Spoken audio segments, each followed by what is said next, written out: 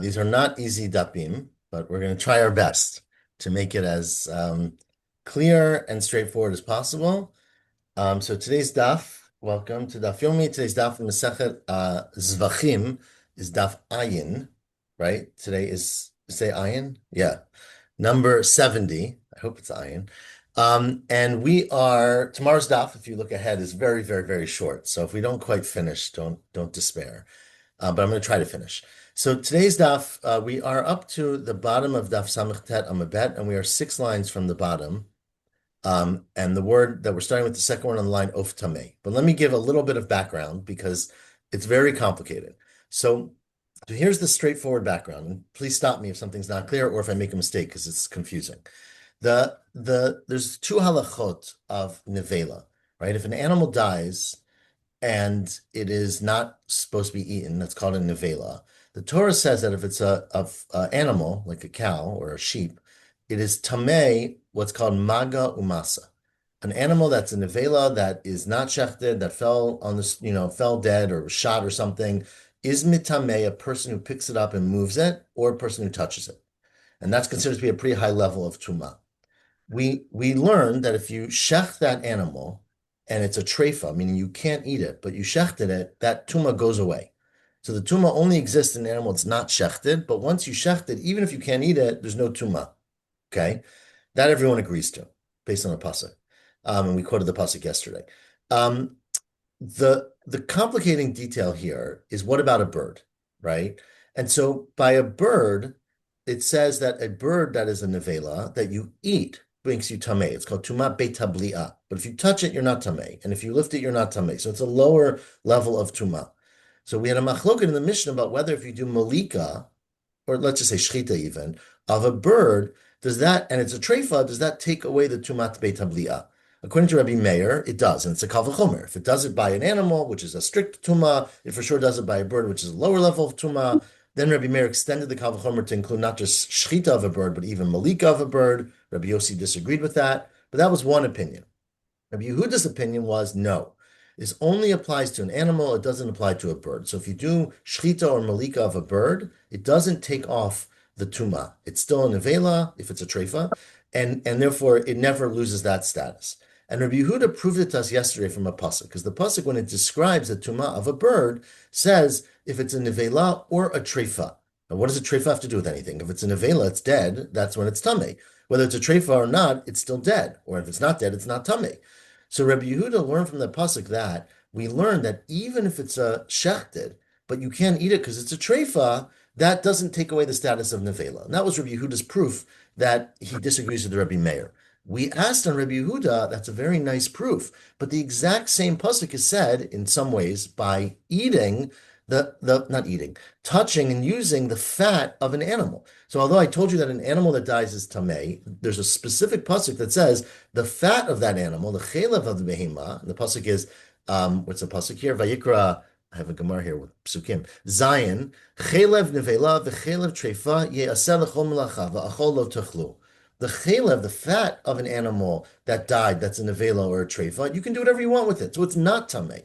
So the only thing that's tameh of that animal is the meat, maybe the hide, but not the fat, right? So we asked, according to Rabbi Yehuda, according to you, that the word treifa is there to tell you that even if you do shchita, this rule applies. Why in the world would you need to have a pasuk to tell you that if you do shchita of a nevela, of a treifa, that you can actually use the fat, right? Implying you can't use the meat. You can use the meat. I gave the introduction that if you do shchita of a treifa, of an animal, everybody agrees you can use the meat.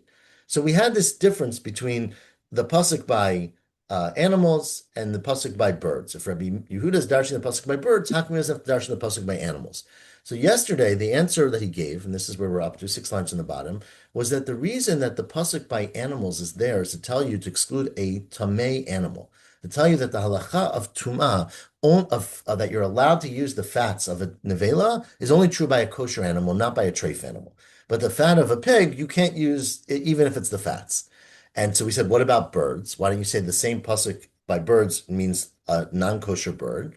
And now that's today's daf. So 6 lines on the bottom says the Gemara, Of Tamei, the Rav Yehuda minavela nafkali. Says Rav Yehuda, I don't need a pasuk to tell me Of Tamei, meaning of tamei means a bird that is not kosher, like an eagle, right? That does not fall into the rules of tuma of birds who die, because I learned that from the word from nevela, from the pasuk that says the word nevela, Titania. Now 5 lines on the bottom. Rabbi Yehuda Omer says Rabbi Yehuda, Yachol tehei nivlat of tamei mitama begadim abeit habli'ah. Right? The Torah says again that an animal, a bird, a chicken that drops dead, if you then eat that chicken, if you eat that, you make it into a hamburger and you eat it, you're tamei when it goes into your throat. You might think that that applies to an eagle. If an eagle drops dead or you shoot it or shecht it and you eat it, maybe that would also make you tamei. Talmud Lomar says the Braita and Rabbi Yehuda's name, nevela utrefa lo yochel. Don't eat nevela or trefa lo yochal. Sorry, don't eat nevela or trefa. Mish isura mishum batocha nevela. The pasuk is only referring to tum'ah by a thing that you can't eat it because it's a nevela. But an eagle, yatzazesh isura mishum batocha nevela mishum batocha tamei. The reason you can't eat an animal that's a non-kosher animal is because it's not kosher, not because it's nevela. And therefore, the pasuk is saying to you only things that are a problem for nevela, they are included, not things that are not a problem.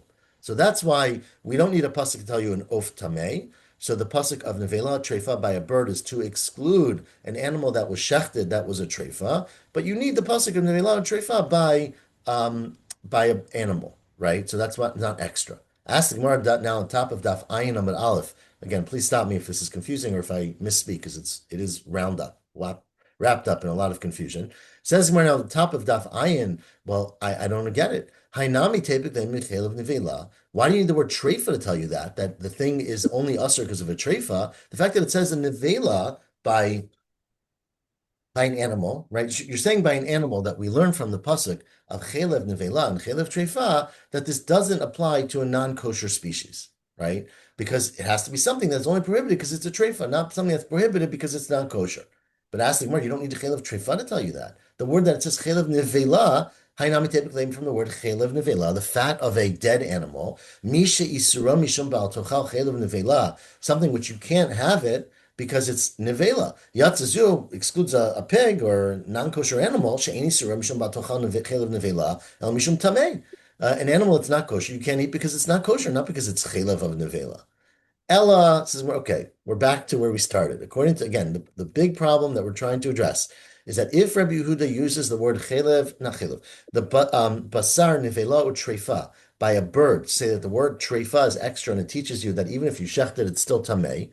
Why does it say chelev nevela and chelev treifa by an animal where that halacha is clearly not true? That if you shecht an animal that's a treifa, everybody agrees it's no longer tamei like a nevela. So then what does the word treifa by chelev tell you? Says Rabbi Yehuda, the Gemara for Rabbi Yehuda, it actually adds a very interesting detail. Because when you talk about animals, there's two types of animals. There's what we call a behema and a chaya, right? A domesticated animal and a wild animal. And the reason why that matters is that the halachot are very different. The Torah very clearly says, don't eat the chelev, don't eat the fats of an animal, of a behema. But you're allowed to eat the chelev of a chaya, right? We don't really do it because we don't really eat chayot and we don't trap them, we don't capture them. But in theory, you can eat those parts of a chaya that are called chelev, and they're probably very tasty, right? So says the Gemara, Rabbi Yehuda needs a pasuk to include that the chelev of a chaya is included in the heter of what you're allowed to use after the animal dies, right? Not just the chelev of behema. Why? The word treifa by the fats is to include that you're allowed to use the fats of a wild animal. I would have thought, the Torah specifically speaks about don't eat the meat, but you can use the fat. So maybe the Torah is limited to a case of a behema where such a thing is true. The chelev is asur when it's alive, right? And not alive. When it's shechted properly, nothing's mutar when it's alive. But when it's shechted properly, you have a cow, you're not allowed to eat the chelev, but you're allowed to eat the basara, mutar. So there, the Torah comes and says, oh, but when it dies, you can use the fat for benefit, but you can't eat the meat, right? But you might have thought that's not true by a chaya, because a chaya, when it's shechted properly, you can use both the chelev and the basar. When it dies and wasn't shechted properly, or it's a treifa, you can't use the meat. Maybe you also can't use the fat. Kamashman that you can. Okay, so that is the chiddush, according to Rabbi Yehuda, of the chelev and treifa, the nevela and treifa by the animal. Amalei said back to him in the Gemara, Maishna Tme'ah. I don't get it. You just a few lines ago said that an animal that's tameh, an animal that's unkosher, can't be included in the pasuk. De'ein chalba chaluk mi basara, because the chelev and the basar are not distinct, meaning you're not allowed to use either one. It's a non-kosher animal. But chayanami and chalba chaluk mi basara. So why shouldn't a chaya be excluded from the same rationale? Because its chelev is not different than its basar. Again, meaning in the opposite way. A chayad, they're both permitted. You can eat the chelev and you can eat the basar if it's shechted properly. And furthermore, achol lo tochlu. The pasuk clearly can't be referring to a chaya because it says use the fat of the animal, but don't eat it, right? Now, if you're referring to a chaya, right, clearly it can't be referring to a non-kosher animal. So we're talking a tameh, right, where it says a cholo techlua. Ella Amar Abaya says Abaya, I got a whole new answer for you. So reset. Again, the problem is the same problem, but don't forget everything we learned. But put it aside for a minute. Says Abaya, where am I? Around 10 lines from the top, first word on the line. Says Abaya, the reality is, again, the fundamental problem, I'm going to say it many times because it's to keep track, is that it says Nivela and Trefa by a bird. And Rabbi Yehuda said the word Trefa is extra, and it's there to tell you that even if you shech the bird that's a treifa, it doesn't lose its status of tuma. So we said, what about the fact that it says nevela and treifa by chalev, by using the fat, and which by your logic would tell you the same thing, that if you shechted an animal, it's a treifa, you can use the fat, but you can't use the meat, but that's not true. So how do you explain it there? Says Abaya, what Rabbi Yehuda would tell you is that the reason it says the word treifa by fats is treifa legufe itzrich. We actually need it to tell you a halacha about animals themselves. Shalot Tamar, you shouldn't come to say, look, look, a tamei animal, a non-kosher animal, a pig, is asur when it's alive. You can never, when a pig is alive, it's going to be asur. Treifa asur mechayim. But a treifa also is asur when it's alive, meaning if an animal gets wounded and it's still living, it's a treifa and it's never going to heal from that, which is what we assume. So it's asur. Just like an animal that's tamei, when the Torah says use the fat of the animal, we said earlier, everyone agrees that you can only use the fat of a kosher animal. So a tamei animal, you can't use the fat. Af trefa chalba tamei. So you can come to conclude, you might have come to conclude that a treifa, the chelev, is tamei. That's why the Torah had to say the fat of a nevela and the fat of a treifa you're allowed to use. Says okay, so that's why it says treifa by animal. But why don't you go again and do the same thing by birds? Say the pasuk by birds of nevela and treifa is needed for the same exact limud. Shalotomar, that you shouldn't come to say, look, hov of tamei asur b'achila. Think about it. An of tamei, right, a non-kosher bird, an eagle, is asur to eat. A treifa is asur b'achila. So ma of tamei ino mitamei, af treifa ino mitama. So maybe you would have come to say that just like a tamei bird is not mitamei, and we learned that before, so too a treifa is not mitama, and therefore the pasuk has to say also a treifa. So again, you're not showing any distinction between animals and birds. Anything that you're saying, Rabbi Yehuda, is needed by animals should be needed by birds, and vice versa, and therefore the pasuk is not extra. The Od, and furthermore, says where it's in general the question, the whole answer of Abaya to say that we would have learned out a treifa from an animal that's not kosher, they're not similar at all. Mi eka lamelef treifa mi tme'ah. Would you have ever compared an animal or a bird, but in this case an animal that's treifa from an animal that's non-kosher, that's tamei? Tme'ah lahita l'shata kosher. Right, a pig is born a pig. There's never a time when a tamei animal is kosher. But treifa, shata kosher. An animal that's a treifa, it was living its life for 5 years and then it got a wound. But it was mutar before. It's not the same status as a tme'ah. You're going to say, well, some animals are born treifa. But that's obviously just a detail. The mina miha, right? As a species, meaning as a type, a treifa is not by definition something that is a psul from birth. And so you would never compare treifa logically to tme'ah. They're not the same category. Ella Marava, says Rava, okay, I got a new answer. And we are up to, sorry, looking at this on my screen is not the easiest. I'd say halfway, exactly smack in the middle of the daf. Ella Amar Rava, middle of the line, says Rava, I have a new explanation according to Rabbi Yehuda. 1 second.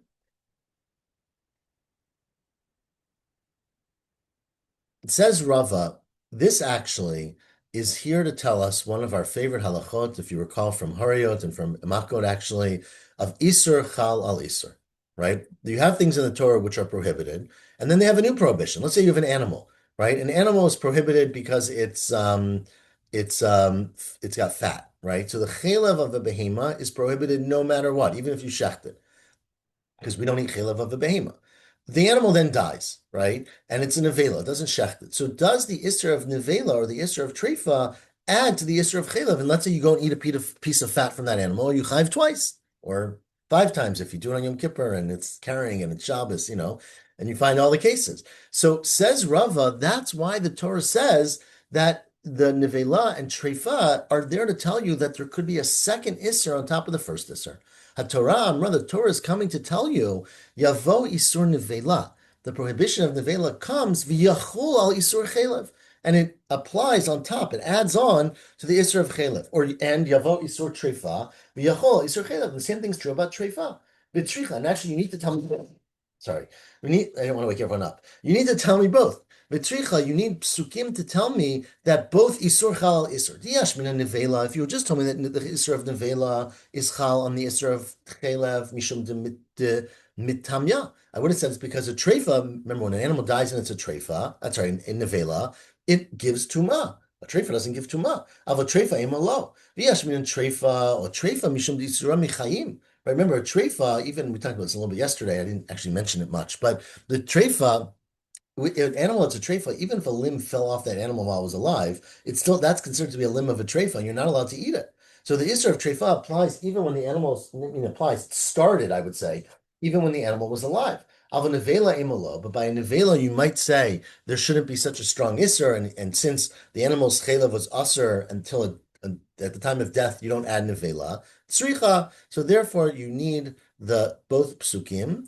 But according to this explanation of Rava and Rabbi Yehuda, the words nevela and treifa by an animal are needed to tell you isser halal isser, and therefore they're not used for anything else. The words nevela and treifa by a bird, the treifa is extra, and the treifa is extra to tell you Rabbi Yehuda's opinion, which is that an animal that's a treifa, even if it had a shchita, it doesn't lose its tuma, a beit habli'ah, if it's a bird. Says the Gemara, okay, so that's we actually we're good, we're happy. What does Rabbi Meir respond? Hi treifa my avalei. According to Rabbi Meir, who had a kal v'chomer, right, that an animal, the tuma goes away when you shecht it, a bird for sure. So then why does the Torah say the word treifa by a bird? Hi treifa my avalei. In fact, Rabbi Meir uses this pasuk to tell you something completely different, which is that if you do shchita of a bird inside the Beit HaMikdash, right, that is not included. Why is it not included? Because even though it's not kosher, right, it takes it away from the status of nevela. And this was what our Mishnah said, right, that if you do shchita of a bird, that you're supposed to do malika. But if you do shchita, it doesn't kasher the bird, but it makes it not a nevela, and that we learn from the word treifa, because it's not really, we learned this yesterday, or actually 2 days ago we probably learned this, that it's not really a treifa because it's not prohibited. It's something you're allowed to do outside, and therefore it doesn't prohibit it inside. It's not shaveh b'fnim kebechutz. Rabbi Yehuda would say, okay, but it says the word treifa another time, treifa achrina k'tiv. It says the word treifa twice. Rabbi Meir would say you're right. One treifa chad namuti shchita shilifnim. One treifa is to exclude that they're no longer tamei if you shech the animal, a bird inside that's supposed to have malika. V'chad namuti of tamei. And one is to exclude what we said earlier, a bird that's not kosher. Rabbi Yehuda says, I learned the word it's not kosher from the word nevela nafkalei. I learned that from the word nevela. Remember, something that's only asur because it was a nevela, not something that's asur because it's not kosher, right? And so what does Rabbi Meir say to that? Rabbi Meir, hi nevela my avile. So now Rabbi Meir is stuck. What does he do with the word nevela? We are 12 lines or so from the bottom. Rabbi Meir, hi nevela my avile. He tells you know why we use the word nevela here? It's because although the Torah says that if you eat an animal that died, a bird that died, you're tamei, it never tells you how much you have to eat. If you eat a drop of it, if you eat a big piece of it, what's the shear? The reason we say the word nevela is to tell you l'shir achila b'kazayit. It's to tell you that the amount that you have to eat to become tamei is a kazayit, just like we learned by nevela, right? Because nevela, we know that like every isser in the Torah, basically, eating is a kazayit. Here too, tum'ah is a kazayit. Why do you need a pasuk for that? Typically mikra kama. Why can't you learn that from the fact that the pasuk mida'af kirachmanim b'lashon achila? The Torah says don't eat it. Right? Or it says it says if you do eat it, you become tamei. It says the word eating, and the word eating always means eating a kizayit. You're right, says Rabbi Meir. Eating always means a kazayit, but eating doesn't tell you how quickly you have to eat it. So one pasuk chad l'shir achila b'kazayit. One pasuk of eating tells you have to eat a kazayit to become tamei. But chad, the second pasuk of nevela, tells you the shiur achila b'chdei achila pras. It's telling you that the time that you eat it is the time, remember, of eating a pras. Remember, a pras is a half of a loaf of bread, and we say the time is 4 minutes or 8 minutes, or okay. And when you get to Yom Kippur, we make it a longer shear, right? But basically, you have to eat the tumah not within a half hour, right? But within the amount of time it takes to eat pras, and that's what we need the pasuk for. Because I would have thought, if you hadn't said the pasuk, 8 lines from the bottom, that since it's a chiddush that you are tameh, right? This whole idea that you have tumah and eating something is a whole brand new idea by birds. It's not true by anything else. So you might have thought, yoter michtei achilat pras nami tameh. Maybe it's not contingent on time. If you eat a kazayit of a bird that's tameh, or a bird, sorry, not a bird that's tameh, a bird that died, if you eat it over 30 minutes, you should also be tameh, because tumah is a new concept. Kamash Milan, that although tumah is a new concept, it has rules that are similar to all the prohibitions of eating, like nevela and other eating, and it's only a shear of a kazayit b'chdei achilat pras.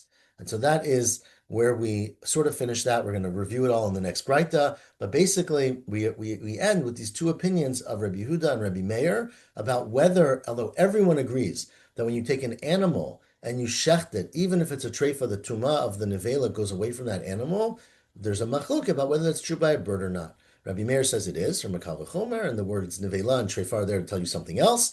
And Rabbi Yehuda says that because it says nevela and treifa, it's telling you that a bird stays tamei even if you shecht it, if it's a treifa.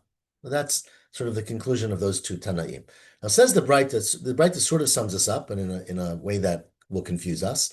So that's why I wanted to sum it up first. The third to last narrow line, Tanu Rabbanan, says the Braita. Let me explain these psukim to you. Right? The pasuk says, now remember, this is the pasuk by animals. V'chelev nevela, v'chelev treifa. Pasuk continues and says, you're allowed to use it. Ye'aseh l'chol melacha. Right? And nevela dies. Remember, nevela is tamei, but the fat is not tamei, and you can use it for burning fires, or I don't know, making cream for your hands, whatever you want to do with the chelev nevela. But you can't eat it, of course, right? Says the Braita, that's referring to the chelev of a behemat tahora, katuv mitaber, not a treif animal, not a pig that dies. You can't use the fat of a pig. You can use the fat of a behemat tahora. Says the Braita, Ta'omer b'chelev behemat tahora, katuv mitaber, oinu el b'chelev behemat tmeya. Maybe it is referring to a non-kosher animal. The Torah is saying you're not allowed to eat it, but you can use the fat of any animal. Amrit, says the Braita, it can't be that, because tiher michlal shchuta. Right? The Torah says that there are times where you can make an animal kosher. How do you make an animal kosher? By shechting it. You can eat the meat. And the Torah in this pasuk says, tiher michlal chelev, that although chelev cannot be eaten, you're allowed to use it for any benefit. Ma kishetiher b'chlal shchuta, just like when you talk about shchita, permitting an animal, it's obviously only a kosher animal, but taharav lo b'tmeyav, you shech the pig, you can't eat it. Af kishetiher b'chal chelev, so too when the Torah says, although chelev is also to eat, you're allowed to use it for benefit, it's referring to a taharav lo tmeyav. So it's basically a mamatzina, right? That's how we learn out that it's referring to a kosher animal. That is the first statement of the Braita. Says the Braita, of course, 3 lines from the bottom. Maybe there's another way to look at the pasuk. Maybe you could say that tiher michlal nevela, right? There are things that are tahar from being a nevela, meaning if you shecht an animal, it doesn't fit into the category of nevela. But tiher michlal chelev, and there are things that are that if you take an animal and it's a nevela, there are times where it no longer causes tuma. We'll see what that is in a second. The tiher michlal chelev, and the Torah is saying that although chelev is prohibited, you sometimes can use it. Ma kishetiher michlal nevela, just like what isn't tamei like a nevela? It's b'tmeya v'lo b'tahora, right? An animal it's tamei doesn't have tumat nevela. Only a tahor animal has tumat nevela. Now, the Gemara is going to ask in a few lines, what the heck does that mean? An animal that's tamei is tamei. Different things. Animal that's not kosher is tamei if it's a nevela. And we're going to say we're talking about a bird. Because remember, by birds, the isser of tumat beit tabliya of a bird only applies to a kosher bird. A non-kosher bird that you eat, although you're not allowed to eat it, doesn't make you tamei. So that's what the Bright is referring to, but we're going to learn that in a minute. It's only a tme'ah bird that is not tamei as a nevela, right? Ibitumah v'lo betara. Af, right? Let's turn one there, right? Af k'shetiher mechal chelev. So too, when the Torah is referring to saying the chelev can be eaten, but it can be used, it's betme'ah v'lo betara. You might think something about a non-kosher animal, not a kosher animal. Amrit, so therefore, says the Braita, we're at the now turn the page to Sama Ayin Amabet.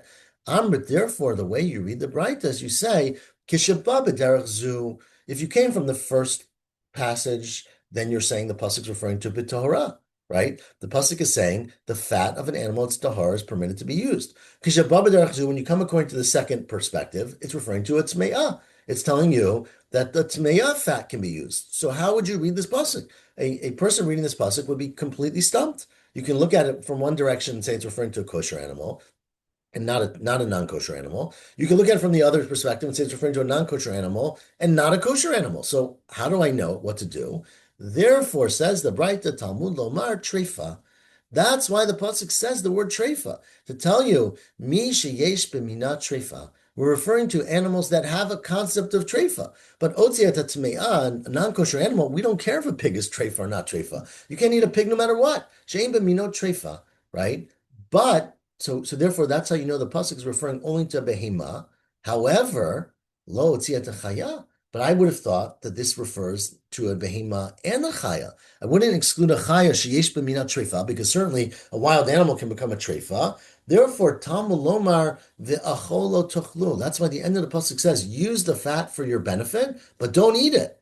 Meaning, mishechalbo asur b'sora mutar. It's referring to an animal where usually we would say you can eat the animal, but you can't eat the fat, right? The chelev is asur and the basar is mutar, which is an animal, behima. Yatza chaya shechalbo b'sara mutar. Do we exclude from this pasuk a wild animal where the fat of the animal is also permitted when the meat's permitted?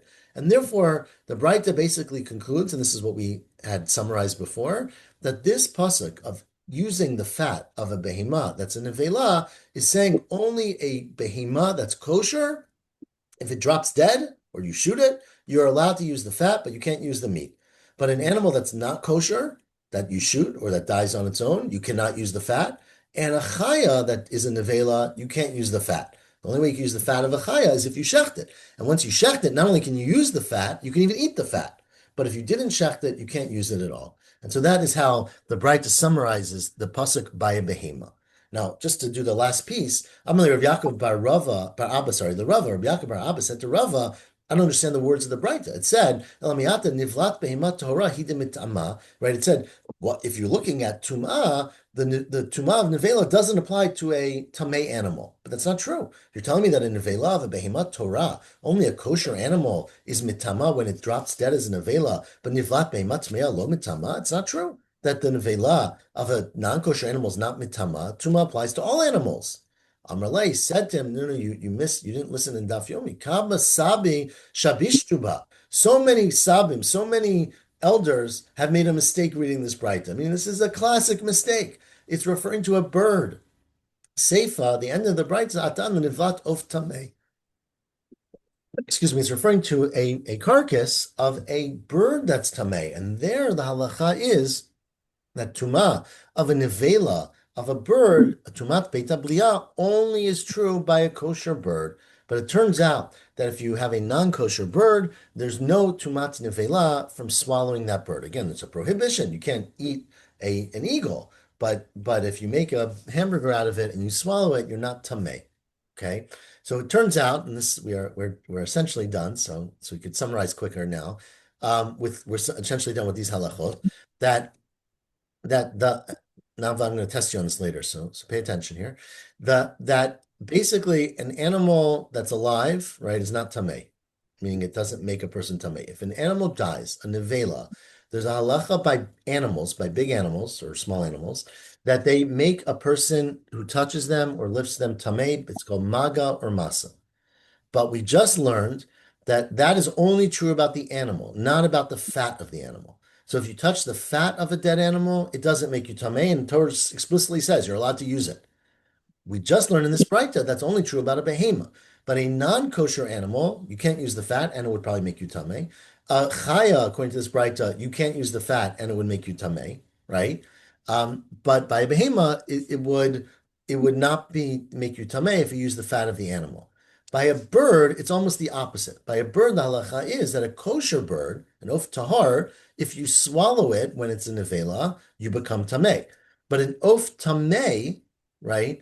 If you swallow it, you don't become tameh at all because the Torah excluded basically an of tameh from the whole category of tuma of swallowing an nevela of a bird. So it's somewhat opposite, but that's based on how we read the psukim. I have a question. Um, the difference between a chaya and a behemoth, is that based on the species or is that based on how it is raised? For example, Uh, I've eaten venison meat and bison meat, but they're grown in bison farms and deer farms. I think it's based on the species, not the race, but I don't want to say too much. I don't know what venison and bison and like bison, for example. I don't know when an animal becomes domesticated, right? Over time. So, So that brings up the question, what about a bison domestic cattle hybrid? right. Well, I would say be careful about eating the chalev in that animal, but yes. But I, I but soon enough, in like 6 months or so, we'll get to Chulin, maybe even less than 6 months, and we'll be able to address all these questions head on. Um, Says Rabbi Yochanan now, before we are done for the day, we still have 15 more minutes and finish a parak basically, but it's a lot easier now. We are around 10 lines from the top. Remember that our Mishnah, so the place where this all started was the Mishnah 2 days ago, where Rabbi Meir said in the Mishnah that if you do Malika, if you're puzzle, right? And we didn't know what puzzle meant, but let's say puzzle meant you're a Kohen and you're using your left hand, right? We had a machloket, if you recall, Rav and Rabbi Yochanan, whether Azar was included in the category of puzzle or not. According to Rabbi Yochanan, he was. If you're a puzzle and you do malika on a carbon, the carbon is thrown out, right? But said Rabbi Meir in the Mishnah, it's not tameh, because since you did malika, it's an act that makes it kosher enough that it's not a nevela, right? And Rabbi Yehuda disagreed. Says Rabbi Yochanan, I want to be very clear. Lo tiher Rabbi Meir ela b'tmimim. When Rabbi Meir said that if you do malika on a carbon and you just happen to do it at night or you happen to do it because you're a zar, it takes away the status of a nevela. That's only if the bird was a tamim bird because it could have been brought as a carbon. You just did it wrong. Alva bebale mumim lo. But if the bird was damaged and had a mum, like it was missing a limb or something, and it was not kosher for the mizbeach, then doing malika on it doesn't take away the nevela. It doesn't do anything because it was not kosher for a carbon. And Rebbe Lazar says, I disagree. Afilu bebale mumim. Even if it's a bird that had a mum and it could never be brought on the Mizbeach, the fact that you did malika of it and it was a carbon inside the Beit HaMikdash takes away the status of the nevela. And Itmar Nami, in fact, there's another statement. There's a statement from Amoraim, Amar Rav Bibi, Amar Rabbi Elazar, that I agree. Af mitaher haya Rabbi Meir bebale mumim. Rabbi Meir would say that malika would be mitaher, the status of nevela, even from an animal that's a balmum. And you want to know something? Afilu ba'avzin v'tarnagolim. Even animals that could never be brought as a carbon. Remember, a carbon only was brought from a dove and a pigeon, right? But even if you took an avaz, which we usually translate as a goose, or a tarnagolim, which I don't know, we usually translate as chickens, right? That's how we always translate it. So you never brought a chicken on the Mizbeach, right? But let's say you bring a chicken in and you say, I want to bring this as a karban, and you do malika of a chicken. Of course, you can't eat it, right? To be clear, but it's not tameh Beit Abliya because the act of malika takes away the nevela from every bird, every status. Okay, says the Gemara. Well, how far does that go? What about an animal? What if you do malika on a cow? Now, it would be very hard to do malika on a cow, just to be clear. But maybe a very small goat, let's say, right? By Reb Yirmiyah, araf is mahu. Right? What if you broke the neck? Remember, araf is a word familiar to us from Rifat Eglah, right? What if you broke the neck of a little small goat? Would that be enough to say? Of course, you can't eat it. It's not a kosher shechita. But does that take away the tumat nevela? Do you say? Ask the Gemara. Avzin v'tarnagolim. Why would someone include geese and chickens in this heter? Because taimamai demina de'ofod ninu, right? They are types of birds. Aval ez right? Now, an A's, now the question, of course, is now we're trying to understand the parallel from Egla Arufa. Remember, an Egla Arufa, Egel is a calf, right? And you break its neck, and that's the way you do it. So you might think that if you break the neck of a, not with your finger, but you break the neck of a goat, that you basically are falling into the category of Egla of an A's, and it would be enough of an act to take it out of a status of nevela. The same way that you said that using your finger and doing malika on a bird of a Torah is okay. So if you do it for a chicken, it's also okay. Meaning it's not okay, but it takes away from the vela. So you might think that, well, that's only true by a bird because they're the same types of birds. Aval ez lav mina de eglenu, right? A goat is not the same as a cow because one's a big animal, one's a small animal, one's right. So Odilmar, do you say, well, they're both animals? Mina de behemohu. Who cares? An animal's an animal's an animal. So how would you think of this? So Yativ Rav Dimi, the Karmel Shmaitis, Rav Dimi was saying this over and said Abai to him, I don't get it. Amrle Abaya, one second. What are you asking here? You're saying that just like an Egla Arufa, if you break the neck of an animal, an egel, it won't become a nevela, and it's not mitameh. So too, maybe if you break the neck of an ez, it should become not a nevela and become not and should become not tameh. But why are you assuming that an Egla Arufa is not tameh? Right? Michlal de Egla Rufa Tohorahi? Why are you making an assumption that when you break the neck of Egla Rufa, the carcass is not mitameh? Maybe the carcass is tameh. It's like any other nevela or treifa. Amalek said to him, no, In fact, I learned this. I learned that when you break the neck of an Egla Rufa, you're doing it's shrita basically, and it's not tameh like in nevela. Of course, you can't eat it. Torah says don't eat it, but you can't. It's not mitameh. And Amri de Rabbi I heard this in the name of Rabbi It's based on a pasuk. Pasuk says kapara. It says, kapara amcha Yisrael. Remember, it's what you say, and it uses the word kapara ketivba kachim. Basically, it's like a karban, and just like a karban, the way you operate on a karban is you shecht it with a knife. The way you operate on an egla arufa is you break its neck with a hatchet. So therefore, I'm saying that an egla arufa that has its neck broken is not tameh like a nevela because you essentially shechted it the right way, and maybe that would be true about breaking the neck of a goat. So that was the question. We don't have an answer. So I'm sorry if you've done this and you're not sure, you're going to remain uncertain. But that we don't have an answer. But while we're on the topic, because we love getting distracted, of Egla Rufa, asked Rav Natan Avud Rabbi Huna, after Mativ Rav Natan Avud Rav Huna, well, I don't understand. Pasuk says, right? Achol, it says, v'chelev nevela, chelev treifa, you can do, yaseh lechol melacha, v'achol lo tochlu, right? You can't eat it. Don't eat the meat. So the fat of an animal that's a nevela, fat that's an animal of a treifa, you should use for whatever you want, but you can't eat it. So we learned from there before, ainli ella chelev shasur b'achila mutar bana. We only know that this pasuk is saying you can use chelev where the chelev is prohibited to eat, right? But sorry, you're allowed to use chelev that is prohibited to eat, but is mutar bahana, and it doesn't make you tameh, right? So the fat of an animal that died is permitted to be used, but you can't eat it. But what about chelev shashar niskal ve'egla rufa minayin? What about if you have an animal that died, but died on circumstances where you're not allowed to get any benefit from the animal? And remember, there's two examples. Egla rufa, where we say you have to bury it there, you can't touch it and use it. You can't take the bones from an egla rufa and make a necklace out of them. You can't take the fat and make, I don't know, whatever, some cream out of it. And the same is true about a shar nisko. Remember, shar nisko is an animal that gored another animal and has to be killed or was used for avodah zarah, let's say. You have to burn it. You have to not burn it. You have to stone it and let it lie there. You can't ever use it. So minayin, how do you know in those cases, right? That you're not allowed to that you are allowed to get hana'ah from the chelev of these animals where you're not allowed to eat the animal. Minayin.